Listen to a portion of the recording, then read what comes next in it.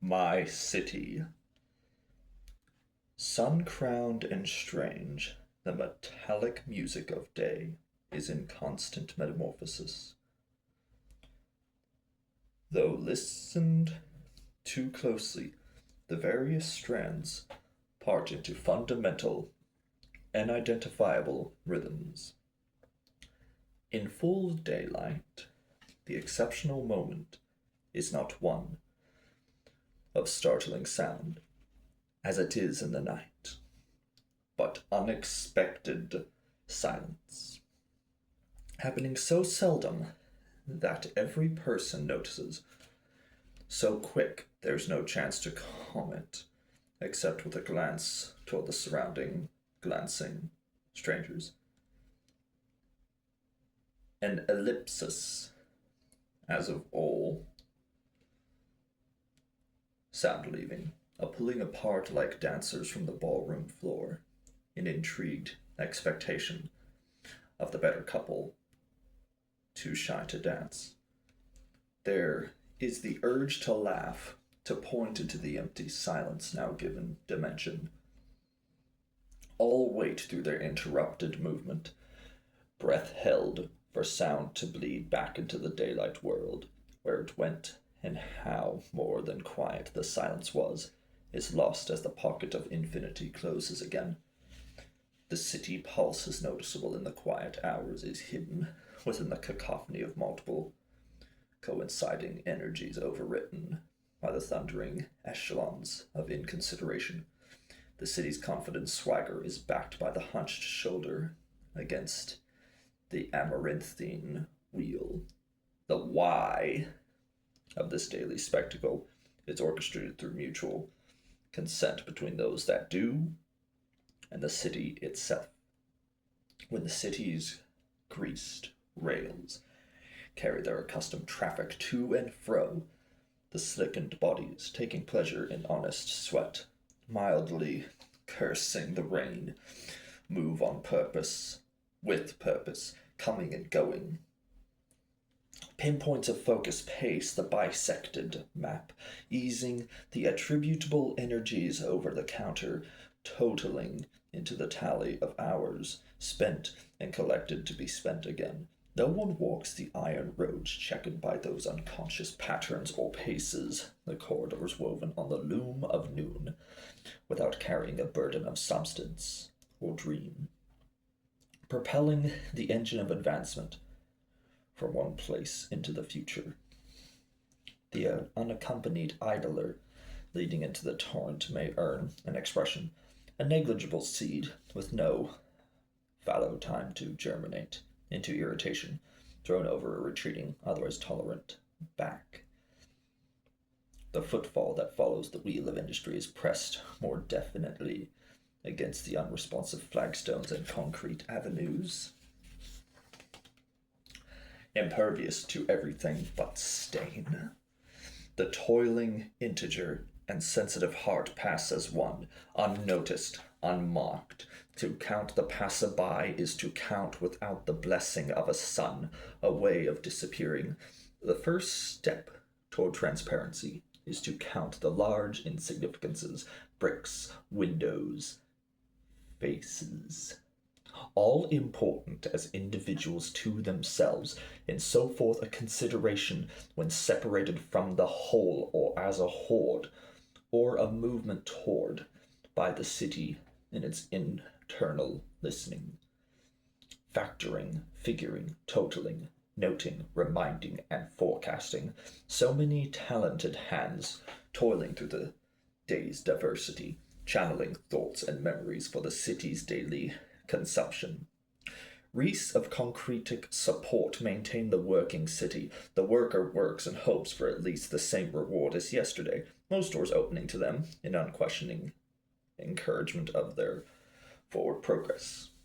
For a fee, a small fee, as cynics note and report for their benefit of the cynical choir leaning on the bent backs of the honestly curious. It is only during the coffee break or the last 3 minutes of the harried lunchtime that thoughts return to the morning bed, anger, and alarm clock fantasies, the awareness of the drain at the end of the day. Very few would want to just stop before finishing it, and most actually enjoy the thrum of the event. As the counter counts the minutes, the lung expands and contracts without an external awareness. The plan to do becomes the urge to accomplish whatever in each gazes is the encompassed perimeter of endeavor. There is a consciousness of placement of being, where and when one belongs. More than the night, the daily routine reinforces the idea that the city is eternal. Each day, the street life moves to the accustomed place at the accustomed pace, not giving to the surprising movements accepted by night. There is a planting, a growing, a harvesting each day, the incessant give and take, waves washing the shore, each unique within its inevitability, followed one upon the other, an implied eternity that reinforces itself in league with each other. None notice the similarity of each concurrent day, though it's not hidden. As each moves in its own path, so often the path becomes a trail away, a road, a thoroughfare, avenue, boulevard, with its unchanging landmarks. The people, seen moving through their daytime, the building edges and street corners passed so frequently, evolve into insignificance, numbered by their advancement toward a destination, areas traveled through unremarked, except by the inconsistent tour guide of the mind. The importance is that the fluid moves, carries, delivers, accepts, returns, borrows, lends from the creators to the consumers. Beyond a well-done day, trapped by time into levels of usefulness, used these perturbations are not my concern. Gratification in exchange for time. Everything is to be lavished on the citizens except time. To the daylight city, time is the dearest coin kept to itself, an article so truly the measure of wealth, a coin so often squandered by the night. As large and loud as it is this torrent of the day, it rushes by with no effect on the insulated warrens of the night-forgiven souls, asleep, some with their smiles on their snacking faces, some with blood, asleep or feigning sleep, staring through their closed lids. During the hours of brightness, prayers holding back the radiant cascade against the fall of night, curl protectively in vampire comas, the day-lost souls repine and repent, supine and spent, dreaming, asking the blot on the ceiling, whither demon night has fled.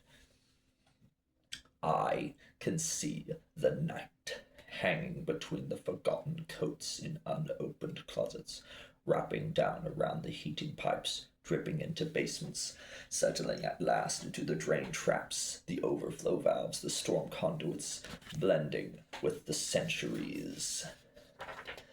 Paved over rivulets that once drained the virgin forest below, the streets washed in sunlight, now become evil through neglect by being forgotten.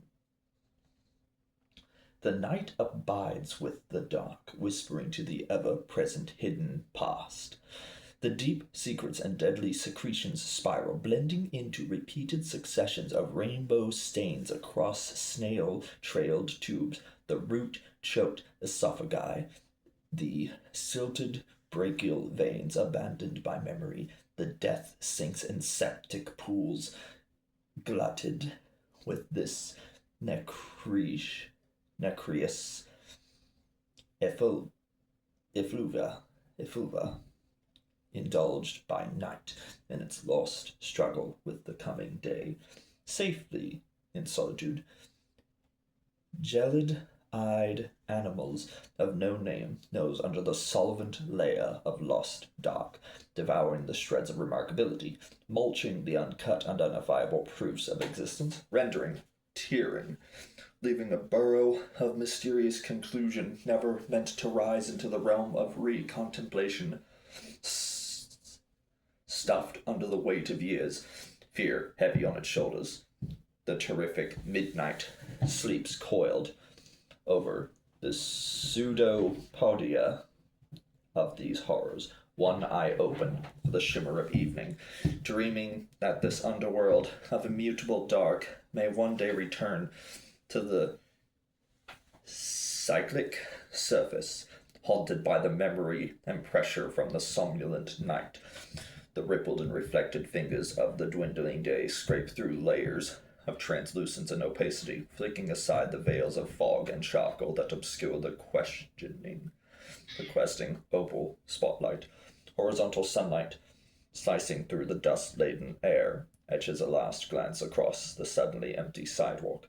As I step forward, my silhouette is pinned to the wall by the lancet of dying light. Turning toward myself, I see the breadth and depth of the dark.